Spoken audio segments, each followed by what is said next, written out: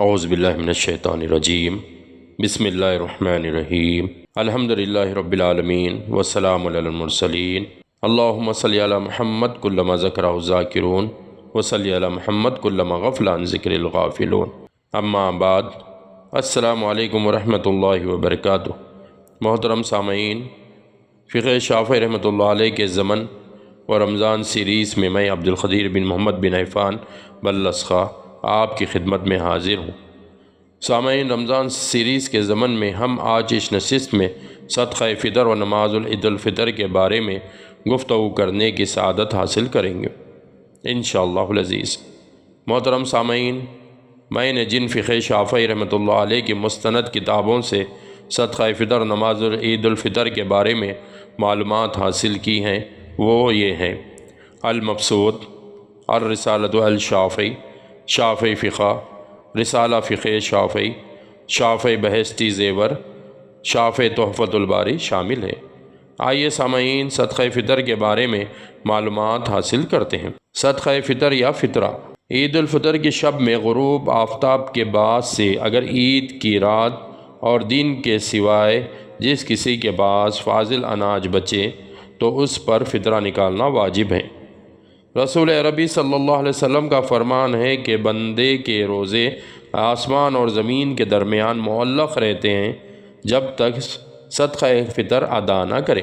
صدقہ فطر کے کئی نام ہیں، جس میں زکوٰۃ البدن، زکوٰۃ الصوم، زکوٰۃ الرمضان اور زکوٰۃ الفطر بھی کہتے ہیں، اس لیے کہ وہ رمضان کے آخری دن کے افطار سے واجب ہوتا ہے۔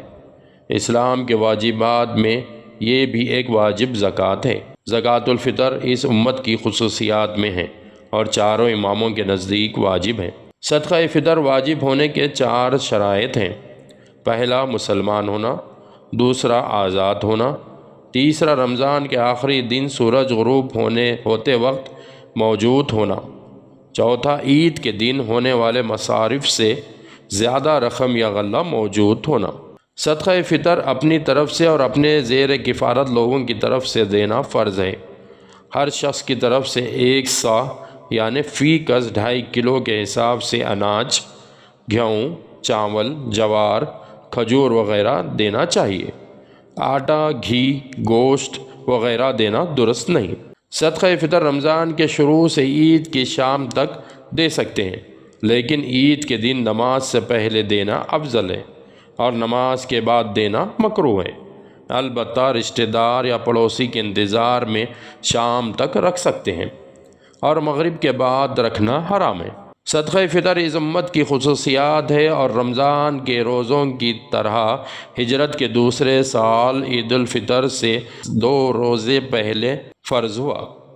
امام وکی فرماتے ہیں، جس طرح سجدہ سہو نماز کے نقصان اور کمی کی تلافی کرتا ہے، صدقہ فطر رمضان کے روزوں کی تلافی کرتا ہے۔ فطرے کے مستحقین، فطرے کے مستحق 8 قسم کے لوگ ہیں، جن میں پہلے فقراء، جن کے پاس مال نہ ہو اور نہ وہ کما سکتے ہو۔ دوسرے مساکین، جن کی کمائی یا مال ضرورت سے کم ہو۔ تیسرے زکوٰۃ وصول کرنے والے۔ چوتھے نو مسلم۔ پانچویں غلام یا باندی۔ چھٹے مخروص، جس شخص نے کسی جائز کام کے لیے قرض لیا ہو۔ ساتویں مجاہدین کے اہل و عیال، اور 8ویں مسافر کو بھی صدقہ فطر دے سکتے ہیں۔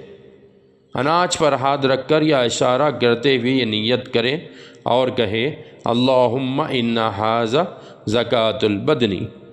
امام ابو حنیفہ رحمۃ اللہ علیہ کے نزدیک فطرے میں اناج کی قیمت بھی دے سکتے ہیں، جبکہ امام شافعی رحمۃ اللہ علیہ کے نزدیک حدیث کے مطابق اناج دینا ہی بہتر ہے۔ نماز العید الفطر۔ عید عوض سے ہے، جس کے معنی لوٹانے اور دوبارہ کرنے کے ہے، اور چونکہ عید ہر سال آتی ہے اس لیے اس کو عید کہا گیا۔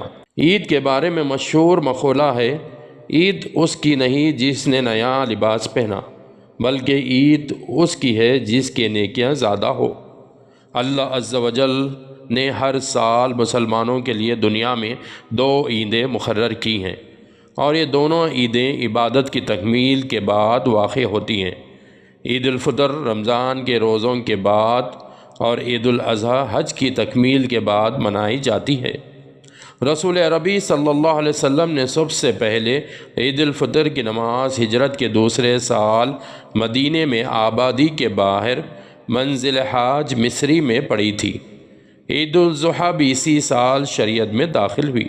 نماز عید الفطر سنت موقدہ جماعت کے ساتھ عام طور پر مسنون ہے، اور تنہا، مسافر اور مقیم، مرد اور عورت، آزاد ہو یا غلام، اور ناسمجھ بچے کے لیے بھی عید کی نماز مسنون ہے۔ نماز عید کے لیے نہ اذان ہے اور نہ اقامت، بلکہ الصلاۃ الجامع کہہ کر لوگوں کو جمع کیا جاتا ہے۔ عید کی نماز مسجد میں پڑھنا افضل ہے، سوائے اس کے کہ مسجد تنگ ہو اور سب لوگ نہ سما سکے۔ پھر ایک مقام پر سب کا جمع ہونا مسنون ہے، یعنی عیدگاہ جانا مسنون ہے۔ عیدگاہ کو جانے کی صورت میں امام کے لیے مسنون ہے کہ بستی میں اپنے خلیفہ کو چھوڑے، تاکہ بستی میں عید کی نماز مسجد میں پڑھائے اور خطبہ دے۔ عید کی نماز کا وقت سورج کے نکلنے اور زوال کے درمیان ہے، یعنی ظہر تک ہے، لیکن مستحب ہے کہ سورج کے ایک نیزہ برابر بلند ہونے کے بعد نماز عید الفطر ادا کرے۔ نماز عید الفطر کا طریقہ۔ نماز عید الفطر سنت موقدہ 2 رکعت والی جہر یعنی آواز سے اور جماعت کے ساتھ پڑھے جانے والی سنت نماز ہے۔ سب سے پہلے نماز کی نیت اس طرح کرے: وصلی سنت الصلاۃ عید الفطر رکعتین مقتدیاً للہ تعالی کہہ کر رفعتین کر کے سینے اور ناف کے درمیان ہاتھ باندھے۔ پھر امام دعا افتتاح کے بعد دونوں ہاتھوں کاندھوں تک اٹھاتے ہوئے 7 دفعے آواز سے تکبیر کہے۔ مقتدی بھی ایسا ہی کرے، مگر مقتدی تکبیر آہستہ کہیں۔ ہر 2 تکبیر کے درمیان یہ تسبیح سبحان اللہ والحمد للہ ولا الہ الا اللہ واللہ اکبر پڑھنا مستحب ہے۔ پھر مقتدی کو چاہیے کہ امام کے سورہ فاتحہ پڑھنے کے بعد مقتدی سورہ فاتحہ پڑھے، پھر امام ضم سورہ پڑھے۔ امام کا پہلی رکعت میں سورہ خوف کا پڑھنا مستحب ہے۔ اس طرح پہلی رکعت مکمل ہونے کے بعد دوسری رکعت میں تکبیر قیام کے بعد سورہ فاتحہ پڑھنے سے پہلے 5 دفعے تکبیر کہنا چاہیے۔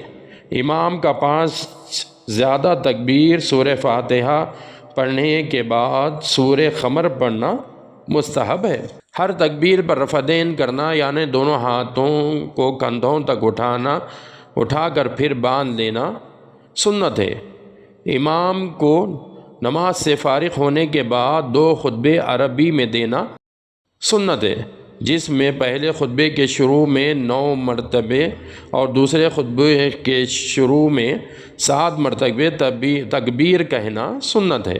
تنہا نماز عید الفطر پڑھنے والوں کے لیے خطبہ مسنون نہیں، عورتوں کی جماعت کے لیے بھی خطبہ مسنون نہیں۔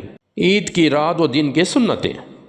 دونوں عیدوں میں سورج غروب ہونے سے لے کر امام کی عید کی نماز کے لیے تکبیر تحریمہ باندھنے تک تکبیر مرسل کا پڑھنا مستحب ہے، اور تکبیر مرسل یہ ہیں: اللہ اکبر اللہ اکبر اللہ اکبر لا الہ الا اللہ واللہ اکبر وللہ الحمد اللہ اکبر کبیرہ والحمد للہ کثیرہ وسبحان اللہ بکرۃ واسیلہ لا الہ الا اللہ ولا نعبد الا ایہ مخلصین لہ الدین ولیہ الکافرون لا الہ الا اللہ وحدہ وصدق وعد ونصر عبدہ وحزم الحزب وعدہ لا الہ الا اللہ واللہ اکبر۔ عید کی رات عبادت کے لیے بیدار رہنا مستحب ہے۔ عید کے لیے غسل کرنا، خوشبو لگانا، بالوں کو زائل کرنا یعنی زیر ناف اور بغل کے بالوں کا صاف کرنا، ناخن کاٹنا اور اچھے کپڑے پہننا بھی سنت ہے۔ البتہ سفید کپڑوں کا پہننا افضل ہے۔ عمامہ باندھنا بھی مستحب ہے۔ عید الفطر میں نماز کے لیے جانے سے پہلے 3 یا 5 کھجور کھانا مسنون ہے۔ عید کا غسل سنت ہے، چونکہ عید کے دن زینت مقصود ہے، اس لیے حیض و نفاس میں بھی عورت غسل احرام کی طرح عید کا غسل کرے۔ عید کے غسل کا وقت آدھی رات سے شروع ہوتا ہے، لیکن فجر کے بعد افضل ہے۔ عید کی نماز سے پہلے صدقہ فطر ادا کرنا اور تکبیر کہتے ہوئے آہستہ آہستہ پیدل عیدگاہ جانا یا مسجد کو جانا، اور ایک راستے سے جانا اور دوسرے راستے سے واپس آنا بھی سنت ہے۔ محترم سامعین، میں نے کوشش کی کہ آپ کو صدقہ فطر اور نماز عید الفطر کے بارے مختصر و جامع معلومات آپ تک پہنچاؤں۔ اللہ عز و جل سے دعا ہے کہ اللہ عز و جل اور اللہ کے رسول میری اس کوشش کو قبول فرمائے، اور کوئی بھول چوک و غلطی ہو تو اللہ عز و جل اپنی رحمت سے عفو و درگزر فرمائے، آمین بجاہ طٰہٰ و یاسین۔ انشاءاللہ العزیز سامعین، اگلی قسط کتاب الصلاۃ میں آپ سے ملاقات ہوگی۔ جب تک کے لیے آپ کے خیر خواہ کو اجازت دیجیے۔ السلام علیکم ورحمۃ اللہ وبرکاتہ۔